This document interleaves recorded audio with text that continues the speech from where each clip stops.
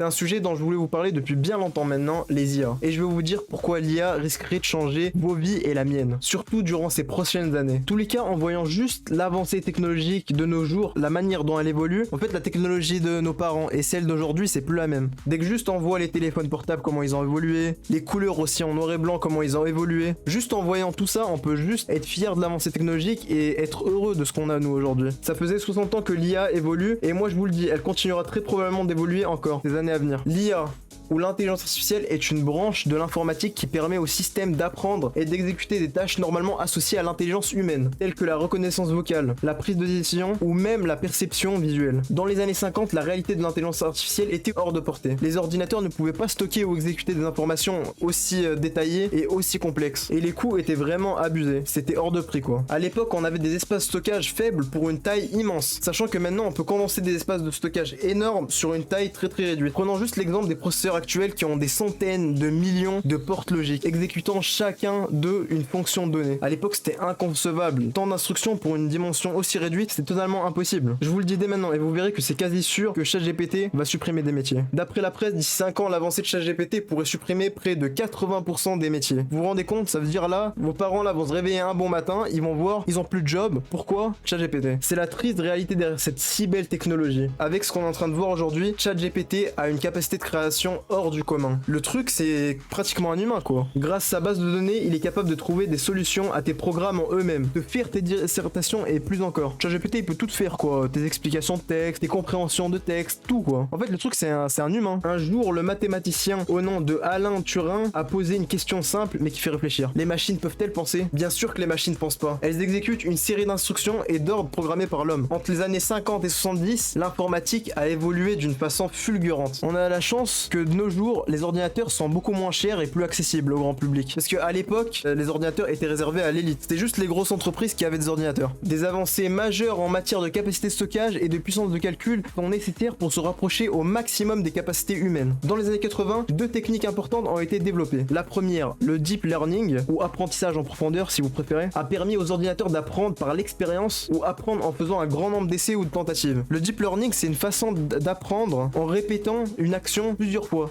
Et à ce moment-là, c'est un apprentissage grâce à la mémoire. Les ordinateurs ont commencé à utiliser un raisonnement basé sur des règles en recourant principalement à une structure qui à l'heure, ou en anglais si vous préférez if-else. L'IA ou intelligence artificielle a vu ses débuts dans le monde du high-tech en 1989 grâce à Yann LeCun, qui a été capable de mettre au point le premier réseau neuronal capable de faire la différence entre les chiffres écrits à la main et les chiffres écrits par l'ordinateur. Vous vous rendez compte? C'est une avancée extraordinaire quand même. Et c'est 10 ans plus tard, en 1997, qu'un événement majeur marque l'histoire de l'high-tech. Le problème avec l'IA est que beaucoup, mais vraiment beaucoup de métiers vont mourir. Ça va littéralement supprimer des métiers car les machines seront beaucoup plus performantes que les humains. Elles seront de une actives 24 sur 24 et de deux à un coût largement plus réduit. Après, au lieu de payer une personne 2500 ou 3000 euros, il suffira de ramener notre petite machine entièrement programmée qui nous demandera pas de congé et qui sera largement plus efficace que l'homme. Car vu qu'elle est programmée, elle fera du coup moins d'erreurs. D'ailleurs, elle fera 0 erreur. À ce moment-là, on perdra pratiquement le côté humain et là, on peut déjà commencer à voir avec les mini-robots qui rangent et placent les colis. Je vais vous prendre l'exemple concret d'Amazon, où on voit les machines ranger les colis des gens dans des étagères spécifiques. Chaque robot a une étagère bien spécifique où il va ranger les colis des gens. Et tout ça, c'est programmé et c'est calculé du coup. Tout ça, en gros, ça nécessite une intelligence artificielle. On peut aussi même la voir dans la construction d'un stylo. On a des machines qui mettent la mine de crayon et des autres qui coupent le bois pour mettre la mine de crayon à l'intérieur. Et tout ça est bien calculé et précis. À l'époque, c'était aussi des machines, comme par exemple les machines pour tondre la pelouse ou faire les champs, qui étaient à l'époque énormes. Elles étaient non seulement énormes, mais en plus ça, elles consommaient vraiment énormément quoi. Et elles polluaient beaucoup plus que maintenant, parce que maintenant avec la technologie,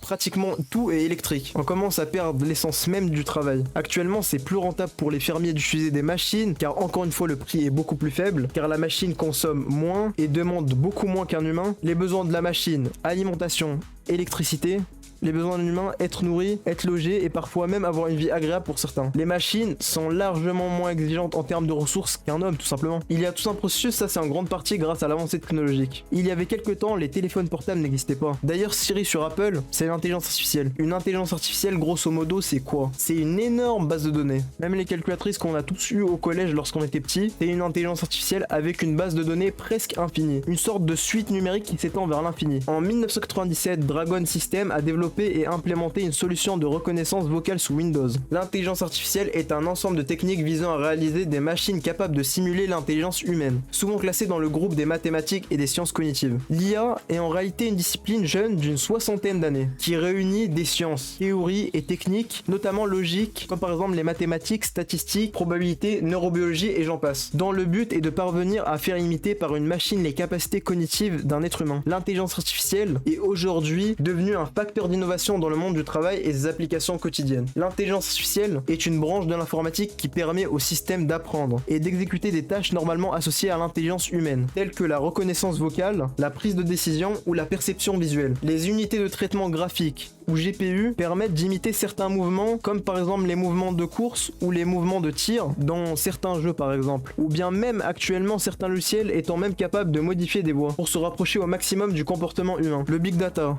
Le Big Data c'est quoi? Le Big Data est composé d'algorithmes utilisés par l'IA essentiellement formés par la grande quantité d'informations présentes dans le Big Data. Et le Big Data c'est les grosses données en fait. Ces algorithmes aident ensuite l'IA à traiter ces informations à un rythme incroyable. Les algorithmes permettent l'automatisation de tâches que l'on croyait autrefois uniquement possibles grâce à l'intelligence humaine. Les algorithmes s'améliorent continuellement et deviennent de plus en plus complexes grâce à l'utilisation de couches avec des variables cachées qui trient et optimisent les résultats. Sur ce, c'est la fin de la vidéo, j'espère que la vidéo t'aura plu. Si la vidéo te plaît, n'hésite pas à liker, commenter, partager. On se retrouve à la prochaine pour une toute nouvelle vidéo.